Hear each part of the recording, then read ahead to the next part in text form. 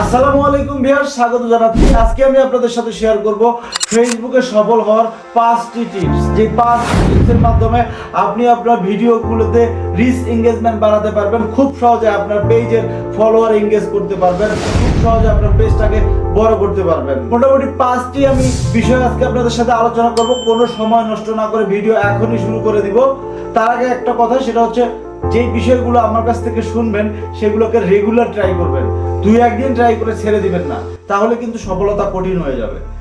সবকিছু পোস্ট করলেই কিন্তু ফেসবুক পেজ বড় হয় না, আপনাকে নির্দিষ্ট একটা বিষয় বা টপিক বেছে নিতে হবে। উদাহরণ travel, fashion, food blogging, tech, update, যে কোনোটা হতে পারে। যে কোনো একটার উপরে আপনাকে রেগুলার কন্টেন্ট দিতে হবে। এতে করে আপনার টার্গেট অডিয়েন্স সহজে আপনাকে খুঁজে পাবে। মানে কি, অ্যালগোরিদমে যদি আপনি এলোমেলো করেন, একবার আপনি একটা নিউজ ভিডিও দিচ্ছেন, একবার বাজারে গেছেন সেটার একটা ভিডিও দিচ্ছেন, একবার বাসায় একটা ভালো সিন পাইছেন সেটা ভিডিও করছেন, সেটা দিচ্ছেন, এই কাজটা করা যাবে না। আপনি যেই বিষয়টার উপরে কাজ করবেন ঠিক ওই টপিকটার উপরে রেগুলার ওয়ার্কিং করেন। এলোমেলো করা যাবে না। এলোমেলো করলে আপনি র্যাঙ্ক করতে পারবেন না, কারণ র্যাঙ্ক না করতে পারলে আপনি ফেসবুক থেকে সফল হতে পারবেন না। রেগুলার ভিউ দরকার। যেই পেজগুলোতে রেগুলার ভিউ আসে, আমাদের দেখা 1 লাখ 2 লাখ বা মিলিয়ন ফলোয়ার, এই পেজগুলোতে প্রতি মাসে মিনিমাম 30, 40, 50 মিলিয়ন পর্যন্ত ভিউ আসে, কারণ তারা র্যাঙ্কিং করছে। শুধু ভাইরাল হওয়াটা এক জিনিস, র্যাঙ্কিং। আপনি যখন জগা খিচুড়ি করে কন্টেন্ট দিবেন, কোনো একটা কন্টেন্টের আপনার 3 সেকেন্ড ভালো থাকবে, সেই কন্টেন্টটা দেখা যাবে ভাইরাল হয়ে যাবে, কিন্তু পরের ভিডিওতে গিয়ে আপনি ভিউ পাবেন না, কারণ আপনি রেগুলার ওয়ার্কিং বা টপিক ওয়ার্কিং করেন নাই। সো এই জন্য এটা খুব গুরুত্বপূর্ণ, যে কোনো একটা নিশ বা একটা টপিকের উপরে রেগুলার আপনাকে কন্টেন্ট দিতে হবে। নিয়মিত ও মানসম্মত কন্টেন্ট। সপ্তাহে 3 থেকে 5 দিন কন্টেন্ট পোস্ট করুন। আপনি 7 দিনও করতে পারেন, তবে আপনি যেই নিয়মটা চালু করবেন, যে শিডিউলটা চালু করবেন, এই শিডিউলটা বরাবর কন্টিনিউয়াস করবেন। সেটা লাগে 1 মাস লাগুক, লাগে 3 মাস লাগুক, আপনি চালায় যাইতেই থাকবেন, কোনো বিরতি হবে না। যদি আপনি সপ্তাহে 5 দিন কন্টেন্ট দেন, 5 দিনে দিবেন। এরপরে আসেন ভিডিও, রিলস বা ছবির ক্যারোজাল। ফরম্যাট অনুযায়ী পোস্ট করুন। আমি গতকালকে একটা ভিডিও করছি, যে ভিডিওতে আমি ভিডিওর ফরম্যাট নিয়ে আলোচনা করছি এবং ভিডিওর পিক্সেল নিয়ে আলোচনা করছি, যে ভিডিওর পিক্সেল আসলে কতটা রাখা উচিত। না বুঝেই 4K করলে অনেক দর্শকের মোবাইলে গিয়ে সেই ভিডিওটা আটকে, ইন্টারনেট কানেকশন ভালো থাকা সত্ত্বেও। কারণটা হচ্ছে ভিডিওর রেজুলেশনটা অনেক হাই।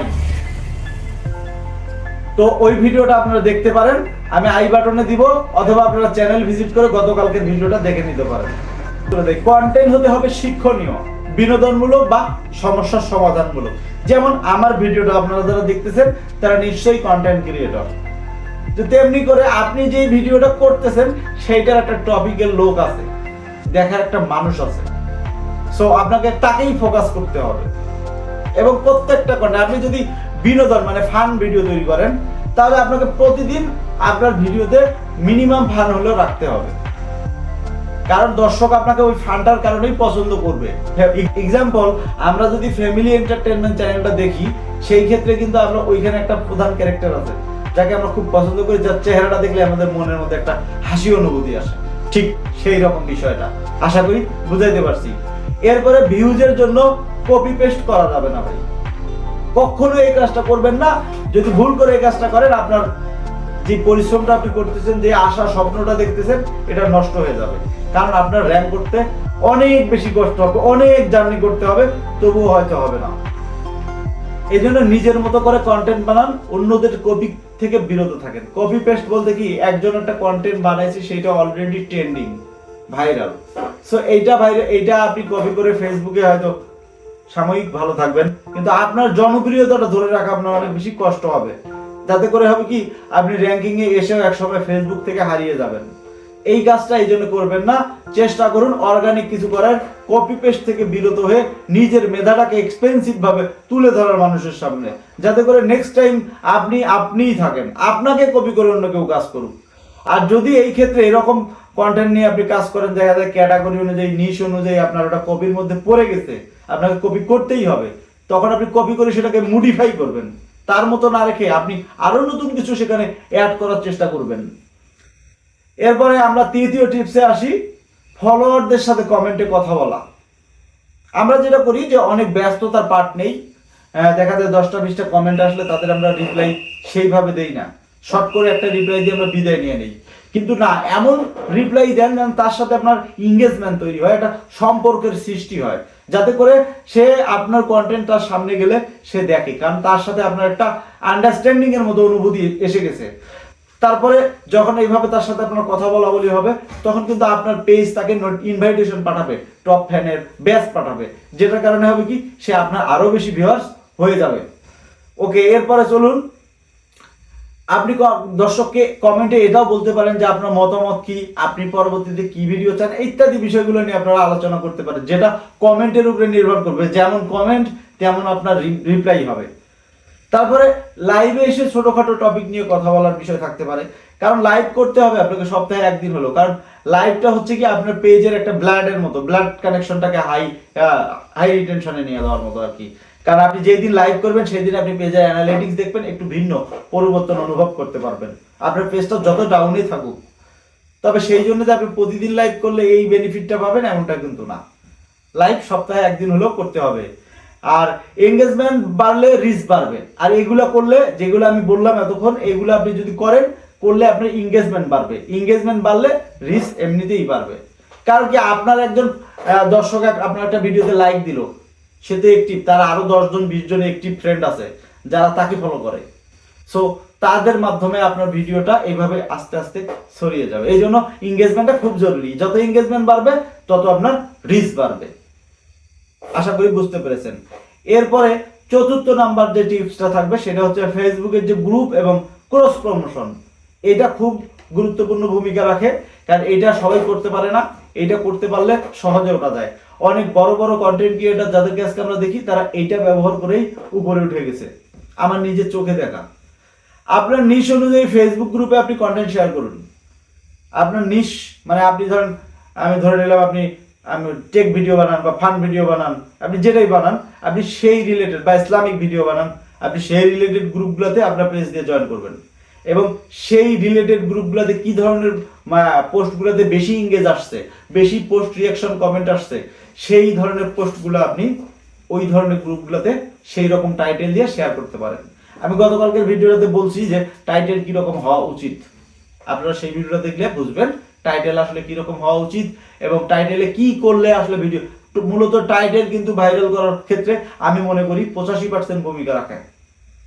কারণ আমি অনেক ভালো ভিডিও বানাইও দেখছি, টাইটেল ভালো না দেওয়ার কারণে সেটাতে ভিউ আসে নাই।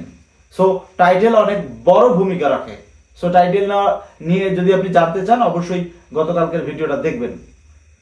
এরপর দেখেন, ইনস্টাগ্রাম, ইউটিউব, টিকটক থেকেও পেজে ভিজিটর আনা যায়।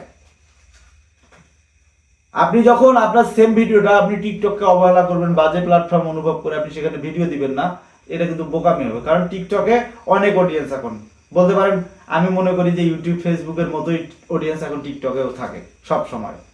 সো টিকটকেও ভিডিও দিতে হবে, ইউটিউবেও দিতে হবে, এবং সেগুলোর সাথে ক্রস পেডিং করতে হবে, কমেন্টে, ডেসক্রিপশনে, যে কোনো উপায়, যে উপায়গুলো আছে ট্রাফিক নিয়ে আসার, ক্রস পেডিং করে, ইউটিউবের দর্শক ফেসবুকে, ফেসবুকের দর্শক ইউটিউবে, এইভাবে ক্রস পেডিং করতে হবে।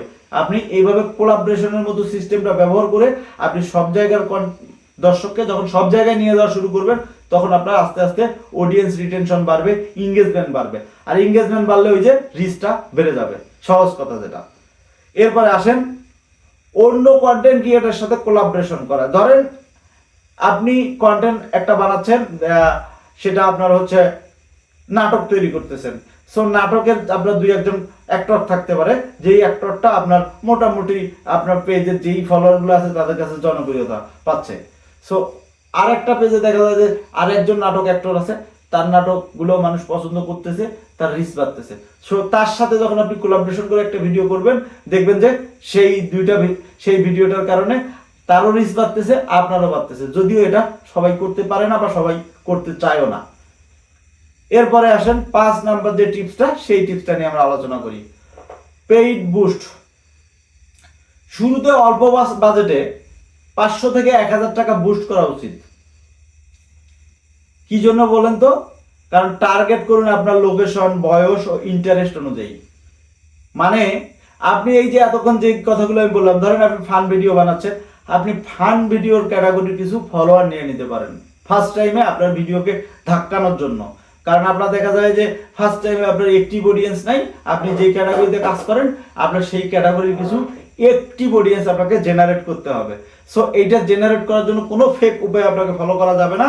এটা নিতে হলে আপনাকে ফেসবুককেই টাকা দিতে হবে, দিয়ে তার কাছ থেকে নিতে হবে।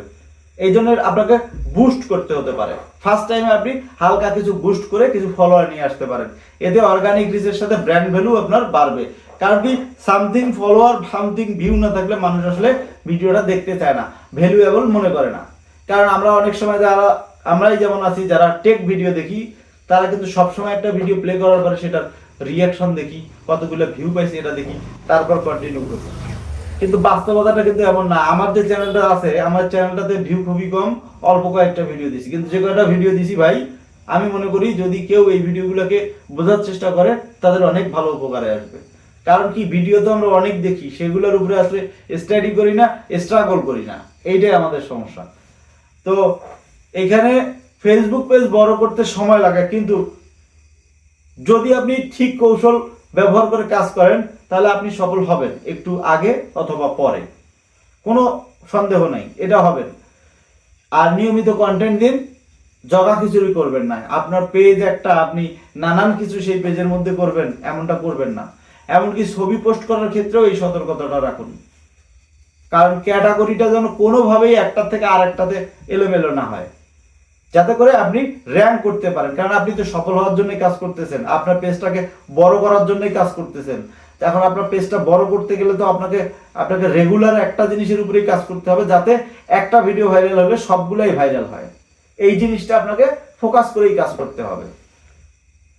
নিয়মিত কন্টেন্ট দেন, ধৈর্য ধরেন, ইনশাল্লাহ আপনারা সফল হবেন।